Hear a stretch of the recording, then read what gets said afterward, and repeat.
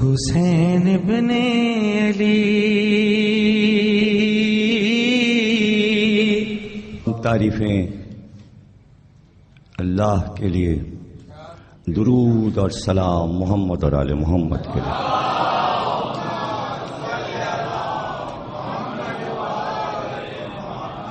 ہجری 1432 کے عشر محرم کی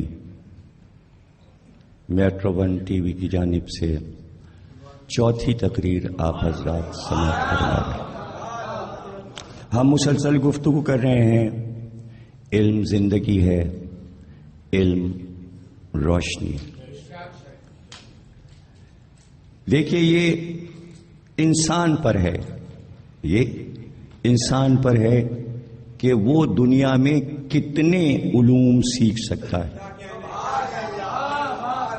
یہ کوئی پابندی نہیں ہے کہ اگر آپ مسلمان ہیں تو صرف عربی پڑھیں، فارسی پڑھیں، اردو پڑھیں، نہیں، دنیا کی ہر زبان آپ سیکھ سکتے ہیں، ہر ملک کا علم آپ پڑھ سکتے ہیں۔ علم کی قسمیں، تاریخ کا علم الگ ہے، علم کلام الگ ہے، معاشرتی علوم الگ ہیں، جغرافی الگ ہے، سائنس کے علوم بھرے پڑے ہیں، میتھمیٹکس کے علوم بھرے پڑے ہیں۔ جیسے جیسے اندر کی طرف آپ سبجیکٹ کو پسند کر کے جائیں گے، آپ کو پتہ چلے گا اور علم ہے، اور علم ہے اس کے اندر، اور علم ہے اس کے اندر، اور علم۔ اس لیے کہ علم کہیں پر تھمتا نہیں، علم کہیں پہ رکتا نہیں، اور دنیا کی ہر چیز ناپی جاتی ہے، پیمائش ہوتی ہے۔ دیکھیے، دیواروں کو، چھتوں کو، زمین کو پیمائش کر لیا جاتا ہے، علم کی پیمائش نہیں ہے۔ کوئی یہ کہے کہ علم طول میں ناپ لیا جائے یا علم عرض میں ناپ لیا جائے، نہ سمتوں میں ناپا جا سکتا ہے، نہ زمین سے آسمان کی طرف، نہ آسمان سے زمین کی طرف۔ اگر پیمائش ہوتی علم کی تو علم محدود ہو جاتا۔ کائنات میں واحد چیز علم ہے جس کی کوئی پیمائش نہیں، اس لیے کائنات کی ہر شے پر حاوی ہے علم اور سرتاج ہے، علم سے افضل کوئی چیز نہیں۔ اگر پیمائش ہوتی تو محدود ہو جاتا، پیمائش نہ ہونا یہ بتا رہا ہے کہ لا محدود ہے، اور لا محدود بھی لفظ چھوٹا ہے۔ علم ہی علم ہے، علم ہی علم۔ کہاں تک ہے اس کی کائنات محدود نہیں کر سکتے، سمجھیے آپ۔ الحمدللہ رب العالمین، عالمین کا رب ہے۔ کس نے گنے ہیں عالمین؟ مولا فرماتے ہیں سانسیں رک جائیں تمہاری اگر تم عالمین گننے پر آ جاؤ۔ کتنے ہیں عالمین؟ تو اتنے عالمین، اور وہاں وہاں اس کی قدرت، جہاں جہاں اس کی قدرت کا جلوہ، وہاں وہاں اس کا علم، تو علم کہاں رک رہا ہے؟ وہاں وہاں اس کا علم۔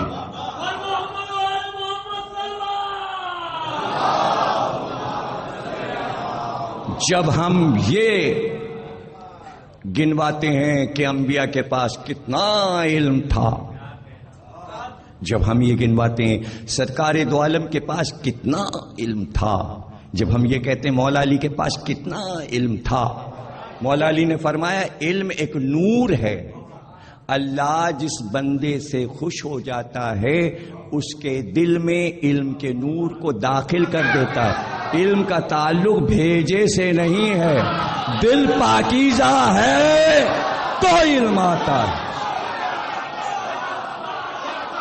دل پاک، اگر دل پاک ہے تو دماغ بھی پاک ہو جاتا ہے، پھر حافظہ بھی پاک ہو جاتا ہے، پھر عقل بھی پاک ہو جاتی ہے۔ تو علم ایک نور ہے، علم ایک روشنی ہے۔ علم اس طرح آتا ہے کہ اللہ عطا کرتا ہے۔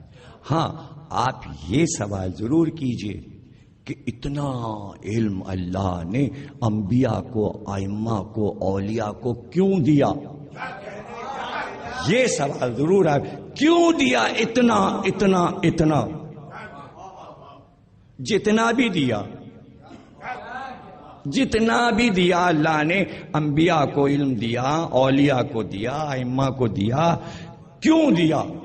اس کا مختصر جواب یہ ہے، اس لیے دیا تاکہ انہیں دیکھ کر اور ان کے علم کی تھا کو دیکھ کر یہ اندازہ کرو، جب ان کے پاس اتنا ہے تو ان کے رب کے پاس کتنا ہے.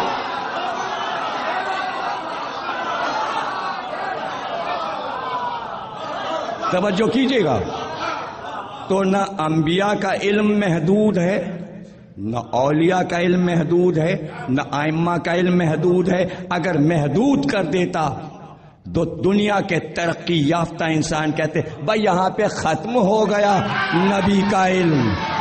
پھر وہ یہ کہتے ارے بس یہیں تک اللہ کا علم ہے، انسان تو بہت آگے بڑھ گیا.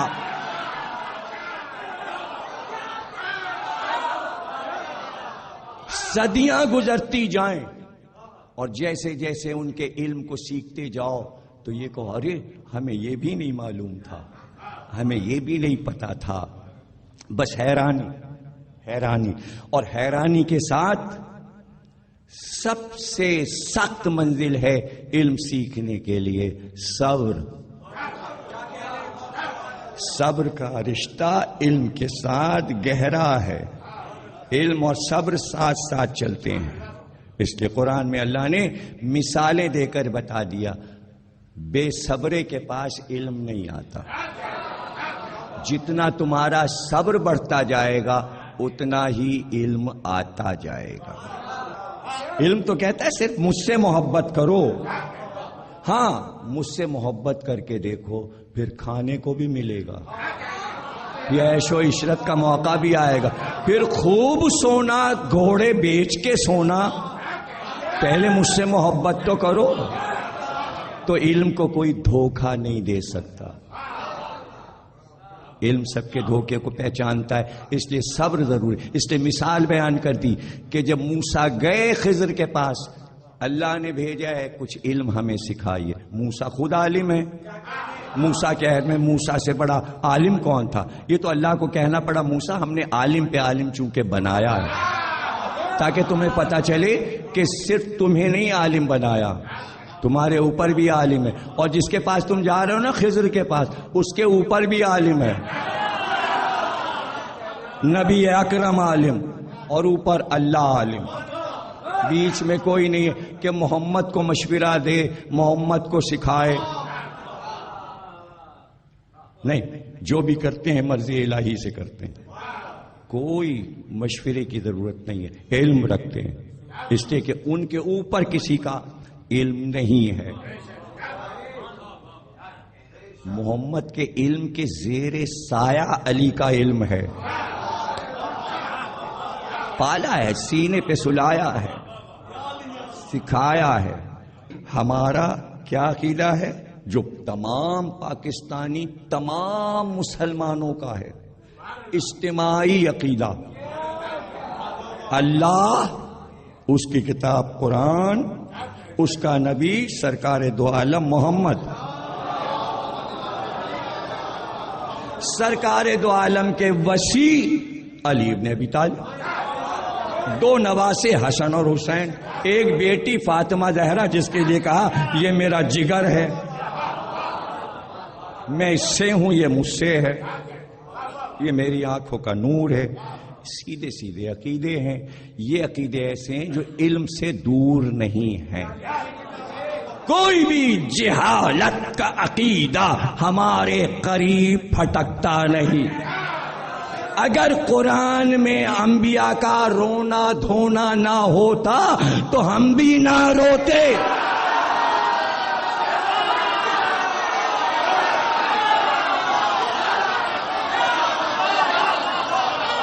ہم کیا کریں؟ ہاں یہ ایک بات آپ کہہ سکتے ہیں کہ بھائی یہ کہاں سے الگ سے نکلا ہے، رونا، فریاد کرنا، چیخنا.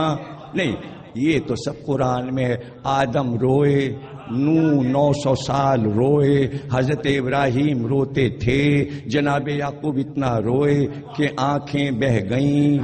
آنکھیں سفید ہو گئیں، دیدے بہہ گئے، جناب زکریا اتنا روتے تھے، جناب یحییٰ اتنا روتے تھے کہ یہاں کے رخسار کا گوشت بہہ گیا تھا، آنسوؤں نے گوشت یہاں کا بالکل ختم کر دیا تھا، ہڈی نظر آتی تھی یہاں کی۔ تو پتہ ہے ماں کیا کرتی تھیں؟ روئی کے پھائے بنا بنا کے یہاں رکھتی تھی، یہاں رکھتی تھی، کچھ دیر کے بعد وہ روئی تر ہو جاتی تھی آنسوؤں سے، پھر ماں آ کے بدلتی تھی، پھر زخموں پہ روئی رکھ دیتی تھی، جب پتہ چلتا تھا تر ہو گئی پھر ہٹا۔ ماں ایک رونے والے کی خدمت کر رہی ہے۔ ارے جب یحییٰ کی ماں ان کے رونے پہ خدمت کر سکتی ہے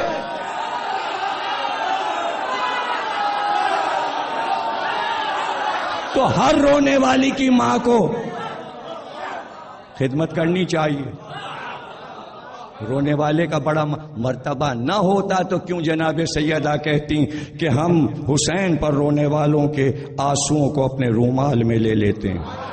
یہ بھی علم ہے، جیسے جیسے آپ علم سمجھتے جائیں گے اور علم کو پہچانتے جائیں گے تو شاخوں سے علم پھوٹتا نظر آئے گا، اور آپ یہ بات سمجھ جائیں گے کہ اگر یہ علم نہ ہوتا، حسین کے آنسوؤں میں علم رکھا گیا تاکہ محبت حسین میں اجتماع ہو، اور جب اجتماع ہو تو جب حسین کی بات ہو تو علم کے دفتر کھلیں۔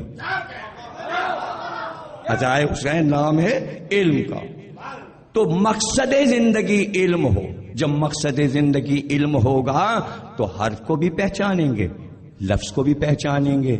محبت ہو جائے تو ظاہر ہے کہ پھر کون ہے جو یہ نہیں چاہے گا کہ صاحب ہم اللہ سے محبت کرتے ہیں؟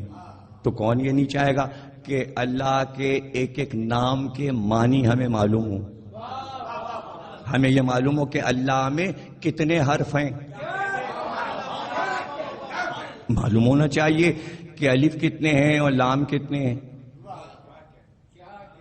اور اللہ کے معنی کیا ہیں، اور اس کے روحانی معنی کیا ہیں، اور اللہ میں جتنے حرف ہیں ان کے کیا معنی ہیں، الف کے کیا معنی ہیں، لام کے کیا معنی ہیں، تشدید کے کیا معنی ہیں۔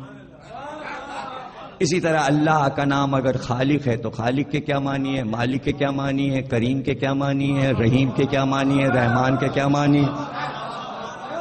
معنی ایک ہی ہے رحیم اور رحمان کے، لیکن دونوں لفظوں کو ایک جگہ رکھ کر بسم اللہ الرحمن الرحیم ایک ہی جگہ دونوں لفظ رکھ کر گویا راز ہے، اس میں علم چھپا ہے۔ رحمان بھی وہی، رحیم بھی وہی، لیکن نہیں، میں نے کہا نا حرف کے بعد لفظ ہے، تو جب لفظ کو سمجھو گے تو پتا چلے گا کہ ہیں دونوں کے معنی رحیم، رحمت ڈالنے والا، رحمتیں برسانے والا، کرم کرنے والا، رحم کرنے والا، لیکن لفظ کیوں بدل گئے رحیم اور رحمان؟ تو ایک ہی جگہ شروعات کرائی، پہلے یہ کہو کہ وہ رحیم بھی ہے رحمان بھی ہے، تاکہ تمہیں آگے معلوم ہو کہ رحیم ان کے لیے ہے جو کہتے ہیں لا الہ الا اللہ۔ اب یہ اس کی رحمت ہے کہ جس نے کلمہ پڑھ لیا اس کے لیے اس نے کہا ہاں یہ ہماری طرف سے انعامات، یہ کرو گے یہ کرو گے یہ کرو گے تو جنت میں جاؤ گے، اس لیے کہ ہم رحیم ہیں تمہارے لیے، لیکن ہم رحمان ہیں۔ اب رحمان کس کے لیے؟ یعنی وہ والا رحم جو رحمان کے معنی میں ہے، ایک رحم رحیم والا ہے، ایک رحم رحمان والا ہے۔ رحمان ہم کس کے لیے؟ رحیم ہم ابراہیم کے لیے ہیں، رحمان ہم نمرود کے لیے ہیں، رحیم ہم موسیٰ کے لیے ہیں، رحمان ہم فرعون کے لیے ہیں۔ گھبرا نہ جائیے گا، لوگ یہ سمجھتے ہیں اللہ صرف مسلمانوں کا ہے۔ ارے کائنات کا مالک ہے، کافر بھی اسی کے بندے ہیں، مشرک بھی اسی کے بن، خلق اسی نے کیا ہے. اگر شرک کر رہے ہیں تو اس نے اپنی ابدیت سے نہیں نکال دیا، اس لیے اس نے اپنا نام رحمان رکھا. اب رحمان کے معنی سمجھو، یعنی میں نے کائنات میں ایک دسترخوان بچھایا ہے، میری طرف سے رزق برس رہا ہے، پانی کی شکل میں، پھلوں کی شکل میں، اناج کی شکل میں، کھیتی باڑی، کھیت، باغات، پرندے، جانور، یہ سب میرا دیا رزق ہے. یہ دسترخوان بچھا ہے، اسی ایک دسترخوان پر ادھر ابراہیم کھا رہے ہیں، ادھر نمرود کھا رہا ہے، ادھر موسیٰ کھا رہے ہیں، ادھر فرعون. یہ نہیں ہے کہ مسلمان کو روٹی دے دی، کافر کی بند کر دی.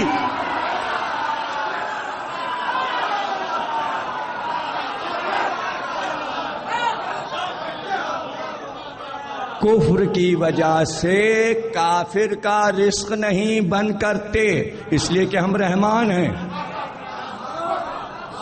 بھائی علم آئے گا جبھی تو آپ ٹھنڈے دل سے سوچیں گے. جس دن فرعون نے کہا تھا، نمرود نے کہا تھا میں خدا ہوں، اسی دن دونوں کا رزق بند کر دیتا. رزق نہیں بند کیا، دیتا ہے، رازق ہے، دے رہا ہے، کھاؤ. لیکن تمہارے لیے رحمان ہیں، رحیم نہیں ہیں. یہ آپ کا گریڈ بڑھ گیا کہ آپ کے لیے رحیم ہے، آپ کو رزق بھی دے رہا ہے اور اس کے علاوہ بھی کچھ چیزیں دے رہا ہے. آخرت کا وعدہ بھی کر رہا ہے. ان کے لیے آخرت نہیں ہے، ان کے لیے جہنم ہے. آپ کے لیے دروازہ کھلا ہے، آپ کے لیے جہنم نہیں ہے. آخرت کا دروازہ کھول دیا، لیکن شرائط ہیں، لیکن شرائط ہیں. اب وہ شرائط بیان کرتی. یہ عقیدے ضروری ہیں، ان پہ عمل کرنا، ہماری عبادت کرنا، صحیح طریقے سے نبی کو ماننا، قرآن پر یقین ہو، رسول کی اولاد کا احترام کرنا، ان کے لیے بے احترامی نہ ہو اور ان کے لیے محبت ہو. قُلْ لَا أَسْأَلُكُمْ عَلَيْهِ أَجْرًا إِلَّا الْمَوَدَّةَ فِي الْقُرْبَى. ان سے مودت کرو، جتنی مودت کرو گے اتنا درود پڑھو گے، جتنا درود پڑھو گے ثواب بڑھتا جائے گا. جب ثواب بڑھتا جائے گا تو جنت میں تمہارے مرتبے بڑھتے جائیں گے. نارے دوزخ سے تو ہم بچا ہی لیں گے. اس لیے کہ توبہ جو کرو تو توبہ تو اللہ کی بارگاہ میں ہوتی ہے، توبہ ہوتی اللہ کی بارگاہ میں، لیکن اس کے خاص بندے کے پاس جاؤ جس کو اس نے زمین پر اپنا خلف بنایا ہے، خلیفہ بنایا ہے، امام بنایا ہے، نبی بنایا ہے. اس سے جا کے کہو، اگر اس نے معاف کر دیا تو ہم نے بھی معاف کر دیا. اب ڈائریکٹ تو کسی کی بات چیت ہوتی نہیں کہ آپ توبہ کریے، خوب روئیے، جا کے باب رحمت پہ چڑھ جائیے، عرفات میں جا کے حج میں روئیے. تو آپ تو رو لیے، توبہ آپ نے کر لی، دعائے توبہ بھی پڑھ لی، سورہ بھی پڑھ لیے، سب پڑھ لیا، لیکن کیا سند آ گئی اللہ کی طرف سے کہ ہم نے تمہاری توبہ کو قبول کر لیا اور سارے گناہ معاف کر دیے، جنت تمہارے نام؟ نہیں. وہ تو جب تک بیچ میں کوئی ہادی نہ ہو وہ پروانہ دے گا کہ اللہ نے تمہاری توبہ قبول کر لی ہے اور تمہارے لیے جنت لکھ دی ہے. اس کے لیے ضروری ہے کہ محمد اور آل محمد کو مانا جائے، اس لیے کہ آخرت سے گہرا رشتہ محمد اور آل محمد کا ہے. دنیا تک سب کا رشتہ ہے. جب دنیا ختم ہوئی تو آخرت کا علم شروع ہوا. جب آخرت کا علم شروع ہوا تو سوا علی کے کوئی بتا نہ پایا. دو علم دنیا میں ایسے ہیں سوا علی کے کوئی اس پر بول نہیں سکا. ایک علم توحید ہے، ایک علم آخرت ہے. جتنے خطبے علی کے علم توحید پر ہیں پڑھ جائیے، توحید سمجھ میں آ جائے گی. آخرت پر علی کے جتنے خطبے ہیں پڑھ جائیے تو آخرت سمجھ میں آ جائے گی. بھائی دونوں چیزوں میں اس بتانے والے کی موجودگی ضروری ہے. علی نے بتایا کہ میں توحید کو کیا سمجھا، جس طرح میں سمجھا اس طرح سمجھاؤں گا، جیسے میں سمجھا اس طرح سمجھاؤں گا۔ پوچھنے والے نے کہا اللہ کب سے ہے؟ یا علی ہم اللہ پہ ایمان تو لے آئیں، کلمہ پڑھ لیں، لیکن یہ بتائیے وہ کب سے؟ کائنات کا کوئی انسان اس سوال کے جواب سے پہلے جواب دے سکتا تھا، آج جواب دے سکتا ہے؟ کب سے ہے؟ کب کہہ دیا؟ تو ٹائم مقرر کیا، وقت مقرر کیا، اللہ کو محدود کیا، یعنی توحید کو نہیں سمجھا۔ علی نے جواب دیا ارے کب نہیں تھا کہ یہ بتاؤں، کب سے ہے؟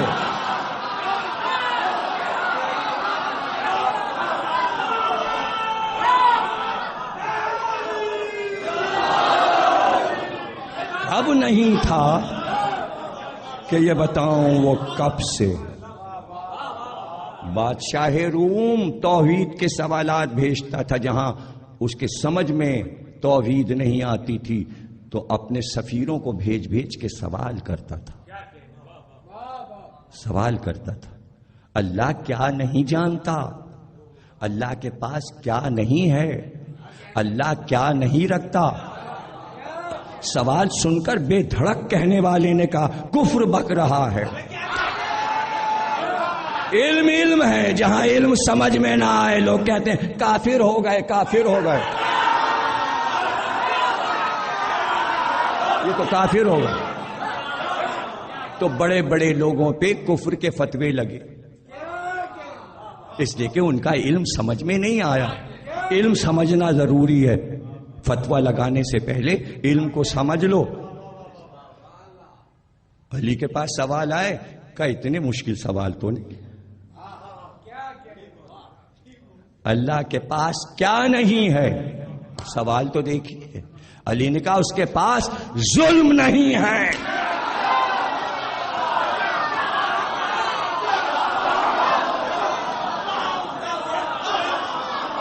اس کے پاس ظلم نہیں۔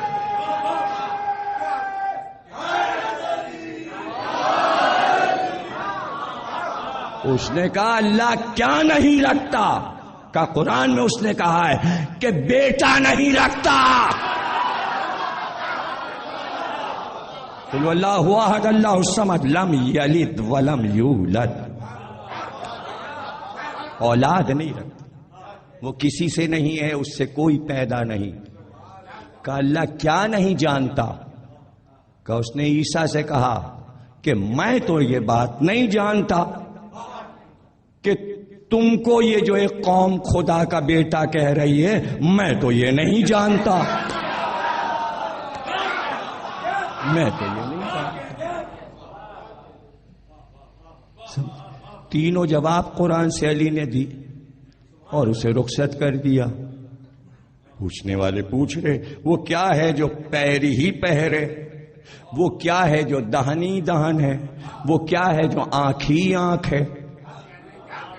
علی نے کہا جو آنکھ ہے، آنکھ ہی آنکھ ہے، وہ سورج ہے۔ جو پیر ہی پیر ہے، چلتی رہتی ہے، وہ ہوا ہے۔ جو دہنی دہن ہے، ہر شے کو کھا جاتی ہے، وہ آگ ہے۔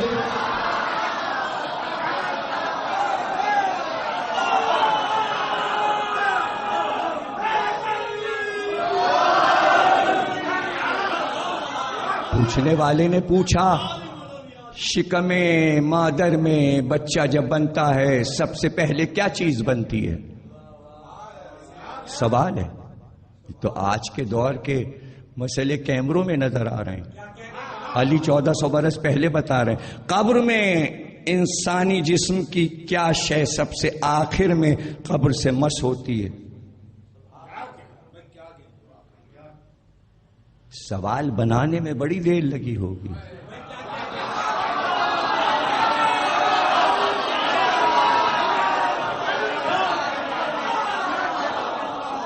علی نے فرمایا شکم مادر میں جب بچہ بننا شروع ہوتا ہے سب سے پہلے کلمے کی انگلی بنتی ہے، لا الہ الا اللہ، اللہ ایک ہے۔ سب سے پہلے یہ انگلی بنتی ہے اور پھر اسی سے بشر بنتا جاتا ہے. یعنی جب کہا کہ فطرت اسلام پہ ہر بچہ پیدا ہوتا ہے، ماں باپ اسے کافر بنا لیتے ہیں، تو جو بنیاد پڑ رہی ہے وہ لا الہ الا اللہ سے، اللہ ایک سے، اور پھر بنتا جا رہا ہے بنتا جا رہا ہے.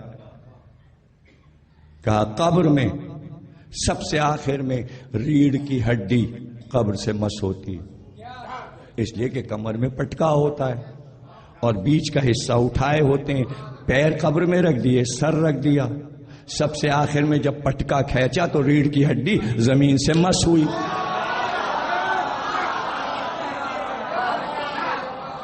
پتہ چلا علم کہیں رکتا نہیں. اور دیکھیے جو عالم وقت ہے جسے اللہ نے مقرر کیا کہ وہ علم بانٹے، تو وہ ہر قدم پر علم بانٹتا ہے، ہر سانس میں علم دیتا ہے، ہر رخ سے دائیں مڑے تو علم، بائیں مڑے تو علم، آگے بڑھتا جائے تو علم، دیکھے تو علم، سنے تو علم، بولے تو علم. اور صرف دیکھے کیا بات ہے؟ ابھی ابن مظاہر کہاں کچھ درخت سے نظر آ رہے ہیں، کہا نہیں درخت نہیں ہے، لشکر آ رہا ہے. حسین ابن علی نے کہا لشکر کی آمد ہے، اور کوفے کی جانب سے آتا ہے. آ گیا قریب، ہاں وہ لشکر تھا، وہ حر تھا، پیاسے تھے، پورا رسالہ پوری فوج پیاسی تھی، صحرا میں بھٹکے ہوئے تھے، حسین کو تلاش کر رہے تھے، پانی مل نہیں رہا تھا، پانی ختم ہو گیا تھا، گھوڑے بھی زبانوں کو نکالے تھے، انسان بھی پیاس سے بےتاب تھے اور اضطراب میں تھے. ابھی کوئی بات ہی نہیں کی، صرف پیاس کو دیکھا. اس سے پہلی والی منزل پر جب حسین رکے تھے تو سب سے کہا تھا جتنی مشقیں ہیں بھر لو. کچھ میں کہہ چکا ہوں نا پہلی تقریروں میں، امام کو علم غیب ہوتا ہے. اتنا پانی کیوں بھرا تھا پچھلی منزل پر؟ معلوم تھا آگے حر ملنے والا ہے. پورا کربلا کا نقشہ حسین کی نگاہ میں ہے. گھبراہٹ نہ ہو، ان علوم کو سمجھنے کی ضرورت ہے. ائمہ اور انبیاء کے علوم کو سمجھا جائے ان تقریروں کے ذریعے سے. فوراً کہا عباس انہیں پانی پلا دو، انہیں پانی پلا دو. علی اکبر انہیں پانی پلا دو. کہتے ہیں بس حسین کے حکم کی دیر تھی، مشکوں کے دہانے کھلنے لگے. جس اہتمام سے پانی پلایا گیا ہے ایسا نقشہ ہم نے کبھی دنیا کی کسی کتاب میں کسی واقعے میں پڑھا ہی نہیں. جام بھر بھر کے دیے گئے، مشکوں کے دہانے یوں کھولے گئے جیسے چشمے جاری ہیں. چلو لگا لگا کے لوگوں نے پیا. بڑی مشکیں، چھوٹی مشکیں. بڑی مشکیں اونٹ پہ لدی ہوتی ہیں، وہ اتاری نہیں جاتی، وہیں سے دہانہ کھولا جاتا ہے اور برتن کو بھر لیا جاتا ہے. اور جو چھوٹی چھوٹی مشکیں ہوتی ہیں انہیں گلے میں لٹکا کے، کندھے میں لٹکا کے اور جا کے قریب پانی پلاتے ہیں تاکہ زیادہ وزن نہ اٹھانا پڑے. حسین کے ساتھ چھوٹی مشکیں بھی تھیں، بڑی مشکیں بھی تھیں. سب مصروف ہو گئے، بچے، چھوٹے، بڑے، بوڑھے.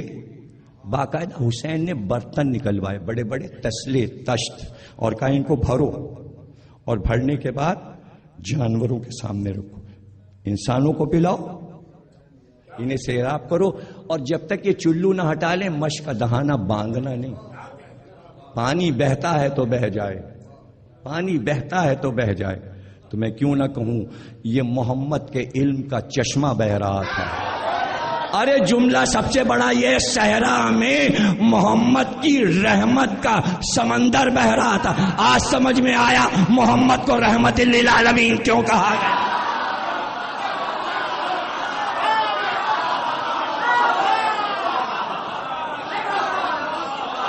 تم سلامت رہو، علم کو سمجھنے والوں، تم سلامت رہو. کیا سرسبد و شادابی تھی اور کیا پانی کے سمندر نظر آئے، کیسے چشمے نظر آئے.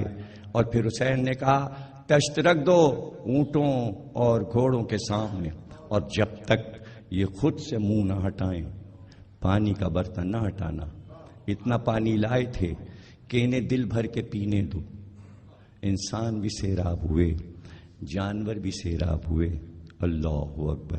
آپ سے پوچھوں، یہ حسین نے جو راستے میں دشمن کی فوج کو پانی پلایا، عرب میں پانی اتنا قیمتی ہوتا تھا، آپ سے پوچھوں اور آپ کے ذریعے سب سے پوچھوں، کیا قرآن میں یہ حکم لکھا ہوا ہے کہ تمہارے پاس جتنا پانی ہو تم اپنے بچوں کے حصے کا پانی بھی، عورتوں کے حصے کا پانی بھی، اگر دشمن آ جائے اسی کو پلا دینا؟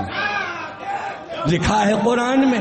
نہیں لکھا، نہیں لکھا قرآن میں، نہیں لکھا، کسی آیت میں نہیں لکھا. حکم دین نہیں ہے. پھر حسین نے کیوں کیا؟ یہ بنی ہاشم کی تہذیب.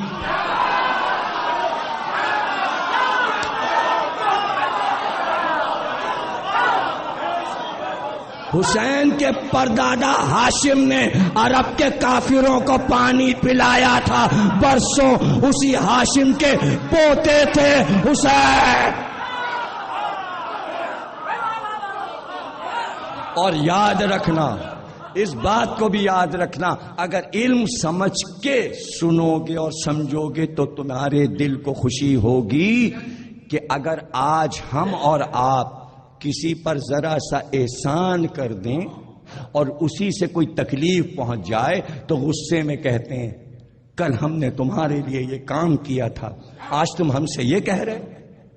آج دنیا میں یہی ہوتا ہے کہ اگر آپ کسی کو 10,000 روپے دے دیں اور احسان کر دیں اور کل وہی آنکھیں دکھائے تو آپ چیخ چیخ کے کہتے اس کو 10,000 روپے میں نے قرضہ دیا تھا، آج یہ ہمیں آنکھیں دکھا رہا ہے، یہ ہمارا قرضدار ہے اور ہم سے بدتمیزی کر رہا ہے دنیا کا قاعدہ. حسین نے اپنا پانی دے کر احسان کیا تھا، لیکن جب حسین کا پانی بند ہوا، ٹھہر جاؤ میرے جملے کو غور سے سننا، حسین پہ جب پانی 7 محرم کو بند ہوا تو ایک بار بھی یہ نہیں کہا ہم نے تمہیں پلایا تھا. سمجھو،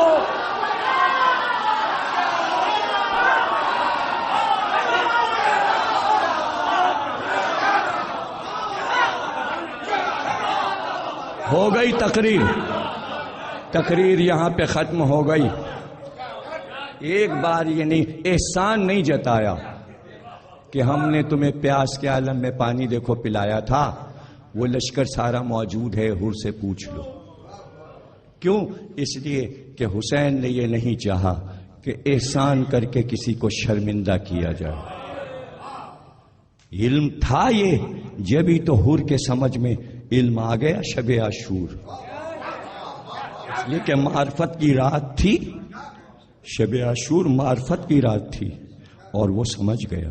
اور جب صبح آئی تو بیٹے نے پوچھا رات میں آپ سوئے نہیں؟ حر کے بیٹے نے پوچھا آپ رات کو سوئے نہیں؟ رات بھر آپ خیمے کے باہر ٹہلتے رہے.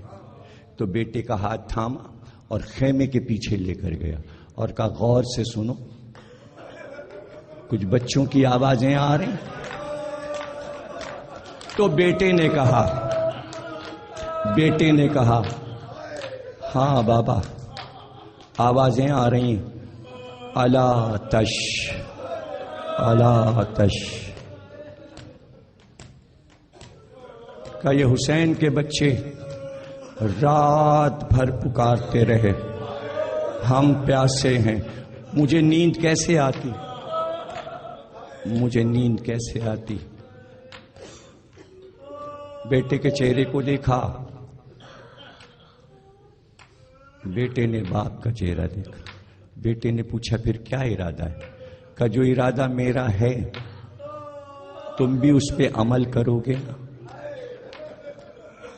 اور چند لمحے گزرے تھے کہ حر گھوڑے پہ سوار ہوئے. حر کو دیکھ کر حر کا بھائی، حر کا بیٹا، حر کا غلام سب گھوڑوں پہ سوار ہوئے. حر نے لجام فرس کو کھینچا، سوار چلا. شہسوار نے اپنے گھوڑے کو بڑھایا، سب کے گھوڑے ادھر بڑھے. سب سمجھے فرات کی طرف پانی پلانے جاتے ہیں، لیکن فرات کی طرف جاتے جاتے ایک بار رخ مڑ گیا اور حسین کے خیام کی طرف حر کا گھوڑا دوڑ رہا تھا اور ساتھ میں 3 گھوڑے اور تیز دوڑ رہے تھے. لیکن جب حسین کے خیام کی سرحد آ گئی تو حر گھوڑے سے کود پڑے.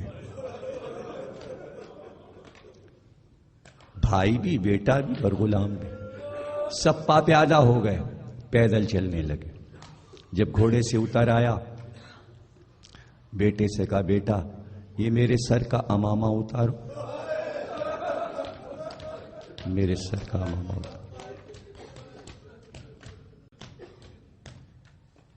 اسے کھول کر میرے چہرے پہ ڈال دو، جیب سے رومال نکالو، یہ میرے ہاتھ رومال سے کس کے باندھو، میں حسین کا خطا کار ہوں، میں یہ چہرہ لے کر حسین کے سامنے اس طرح نہیں جاؤں گا، میں ہاتھوں کو باندھے ہوئے جاؤں گا۔ یہاں یہ اہتمام کہ حور اپنے منہ کو چھپا کے آ رہا ہے، ہاتھوں کو باندھے ہوئے آ رہا ہے، اور ادھر کیا اہتمام؟ حسین آگے بڑھے، ہم خود استقبال کریں گے۔ آواز دی عباس تم بھی آ جاؤ، دیکھو اس کا بھائی بھی آ رہا ہے، علی اکبر تم بھی آ جاؤ، اس کا بیٹا بھی آ رہا ہے۔ سب حسین کے ساتھ استقبال کو بڑھے۔ ادھر سے حور آیا، جب قریب آ گئے کہا حور یہ کیا حالت بنائی ہے، یہ چہرے کو کیوں ڈھانپا ہے، ہاتھوں کو کیوں باندھا ہے؟ کہ میں آپ کا خطا کار ہوں، میں آپ سے معافی مانگتا ہوں، میں آپ کو ادھر لے آیا، آپ کے بچے پیاسے ہیں، یہ پانی جو بند ہوا ہے اس کی وجہ میں ہوں، میں معافی مانگنے آیا ہوں، چہرہ کیا دکھاؤں؟ ایک بار کا ہاتھ تو کھول، دونوں ہاتھوں کو کھول دیا، دونوں ہاتھوں کو کھول دیا، چہرے سے کپڑا ہٹا دیا، اور ایک بار حور کے چہرے کو دیکھ کر کہا حور تجھ کو میں نے معاف کیا، توجہ رکھیے گا، تقریر کے 2-3 جملے رہ گئے، تجھ کو میں نے معاف کیا، میرے بھائی حسن نے معاف کیا، میری ماں فاطمہ نے معاف کیا، میرے بابا علی نے معاف کیا، میرے نانا محمد نے معاف کیا، میرے اللہ نے تجھے معاف کیا۔ اب سمجھ میں آیا، جس کو حسین معاف کر دیں نبی اور اللہ اسے معاف کر دیتے ہیں، جس سے حسین ناراض ہو جائیں اس سے نبی اور اللہ ناراض ہو جاتا ہے۔ اس لیے ہم خوشنودی حسین چاہتے ہیں۔ یہ خوشنودی حسین تھی کہ حور توبہ کرتے ہوئے آ گیا۔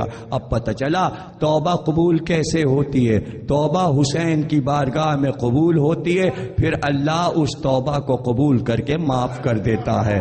وسیلہ حسین ہے، وسیلہ حسین ہے۔ اب جو توبہ معاف ہوئی تو چاہا کہ کوئی تحفہ پیش کر دے، تو بے اختیار کہا میں اپنے جوان بیٹے کو بھیجوں گا۔ جوان بیٹا لڑنے گیا، بہت دیر لڑا، سینے پہ نیزہ لگا، حور کا بیٹا گر گیا۔ بیٹے نے آواز دی بابا میں زخمی ہو گیا، میں گھوڑے سے گر گیا، میرا دم اب لبوں پر ہے۔ یہ سننا تھا کہ ایک بار حر نے لجام میں فرس کو کھینچا اور گھوڑے کو آگے بڑھایا۔ تقریر یہاں پہ ختم ہو رہی ہے، گھوڑے کو آگے بڑھایا۔ اس سے پہلے کہ حر کا گھوڑا آگے بڑھتا، حسین نے اپنے ذوالجناح کو حر کے گھوڑے کے آگے لا کر روکا۔ حر کے سینے پہ ہاتھ، کہاں جا رہا ہے؟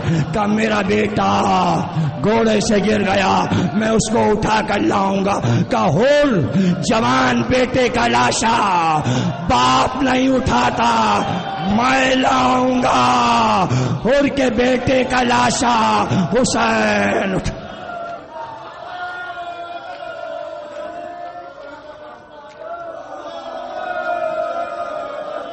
بار الہ اس عبادت کو قبول فرما، ہمیں کوئی غم نہ دینا سوا غم حسین کا۔ ہمارے ملک پاکستان کو مستحکم فرما، اس ملک میں جتنے لوگ آباد ہیں سب میں آپس میں دلوں میں محبت قرار دے۔ پروردگار اس ملک کو امن و امان کی زمین قرار دے، دشمنوں سے اس ملک کو محفوظ رکھ بحق محمد اور آل محمد۔ تو بیٹے نے کہا ہاں بابا، آوازیں آ رہی ہیں، الا تش الا تش۔ کہ یہ حسین کے بچے رات بھر پکارتے رہے، ہم پیاسے ہیں، مجھے نیند کیسے آتی، مجھے نیند کیسے آتی؟ بیٹے کے چہرے کو دیکھا، بیٹے نے باپ کا چہرہ دیکھا، بیٹے نے پوچھا پھر کیا ارادہ ہے؟ کہ جو ارادہ میرا ہے تم بھی اس پہ عمل کرو گے؟ اور چند لمحے گزرے تھے کہ حر گھوڑے پہ سوار ہوئے۔ حر کو دیکھ کر حر کا بھائی، حر کا بیٹا، حر کا غلام سب گھوڑوں پہ سوار ہو گئے۔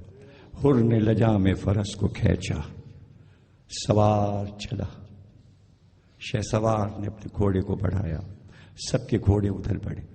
سب سمجھے فرات کی طرف پانی پلانے جاتے ہیں، لیکن فرات کی طرف جاتے جاتے ایک بار رخ مڑ گیا اور حسین کے خیام کی طرف حر کا گھوڑا دوڑ رہا تھا اور ساتھ میں 3 گھوڑے اور تیز دوڑ رہے تھے، لیکن جب حسین کے خیام کی سرحد آ گئی تو حر گھوڑے سے کود پڑے۔ بھائی بھی، بیٹا بھی اور غلام بھی سب پیادہ ہو گئے، پیدل چلنے لگے۔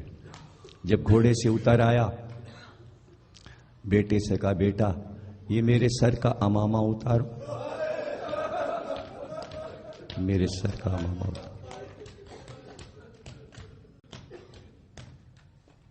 اسے کھول کر میرے چہرے پہ ڈال دو، جیب سے رومال نکالو، یہ میرے ہاتھ رومال سے کس کے باندھو۔ میں حسین کا خطا کار ہوں، میں یہ چہرہ لے کر حسین کے سامنے اس طرح نہیں جاؤں گا، میں ہاتھوں کو باندھے ہوئے جاؤں گا۔ یہاں یہ اہتمام کہ حر اپنے منہ کو چھپا کے آ رہا ہے، ہاتھوں کو باندھے ہوئے آ رہا ہے، اور ادھر کیا اہتمام؟ حسین آگے بڑھے، ہم خود استقبال کریں گے۔ آواز دی عباس تم بھی آ جاؤ، دیکھو اس کا بھائی بھی آ رہا ہے، علی اکبر تم بھی آ جاؤ، اس کا بیٹا بھی آ رہا ہے۔ سب حسین کے ساتھ استقبال کو بڑھے۔ ادھر سے حر آیا، جب قریب آ گئے کہ حر یہ کیا حالت بنائی ہے، یہ چہرے کو کیوں ڈھانپا ہے، ہاتھوں کو کیوں باندھا ہے؟ کہ میں آپ کا خطا کار ہوں، میں آپ سے معافی مانگتا ہوں، میں آپ کو ادھر لے آیا، آپ کے بچے پیاسے ہیں، یہ پانی جو بند ہوا ہے اس کی وجہ میں ہوں، میں معافی مانگنے آیا ہوں۔ چہرہ کیا دکھاؤں؟ ایک بار کا ہاتھ تو کھول۔ دونوں ہاتھوں کو کھول دیا، دونوں ہاتھوں کو کھول دیا، چہرے سے کپڑا ہٹا دیا اور ایک بار حر کے چہرے کو دیکھ کر کہا حر تجھ کو میں نے معاف کیا۔ توجہ رکھیے گا، تقریر کے 2-3 جملے رہ گئے۔ تجھ کو میں نے معاف کیا، میرے بھائی حسن نے معاف کیا، میری ماں فاطمہ نے معاف کیا، میرے بابا علی نے معاف کیا، میرے نانا محمد نے معاف کیا، میرے اللہ نے تجھے معاف کیا۔ اب سمجھ میں آیا، جس کو حسین معاف کر دیں نبی اور اللہ اسے معاف کر دیتے ہیں، جس سے حسین ناراض ہو جائیں اس سے نبی اور اللہ ناراض ہو جاتا ہے۔ اس لیے ہم خوشنودی حسین چاہتے ہیں۔ یہ خوشنودی حسین تھی کہ حر توبہ کرتے ہوئے آ گیا۔ اب پتہ چلا توبہ قبول کیسے ہوتی ہے۔ توبہ حسین کی بارگاہ میں قبول ہوتی ہے، پھر اللہ اس توبہ کو قبول کر کے معاف کر دیتا ہے۔ وسیلہ حسین ہے، وسیلہ حسین ہے۔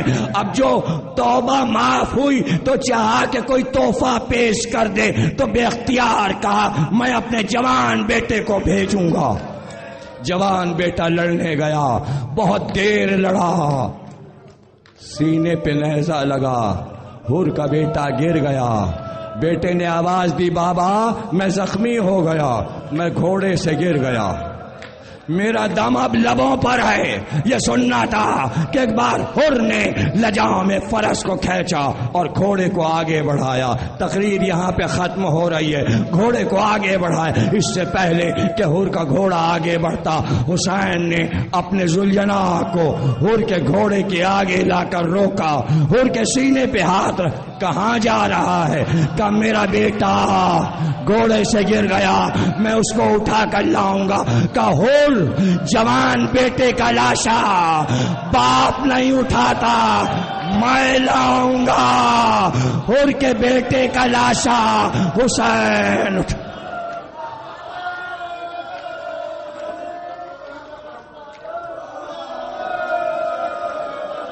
بار اللہ اس عبادت کو قبول فرما، ہمیں کوئی غم نہ دینا سوا غم حسین۔ ہمارے ملک پاکستان کو مستحکم فرما، اس ملک میں جتنے لوگ آباد ہیں سب میں آپس میں دلوں میں محبت قرار دے۔ پروردگار اس ملک کو امن و امان کی زمین قرار دے، دشمنوں سے اس ملک کو محفوظ رکھ بحق محمد اور آل محمد۔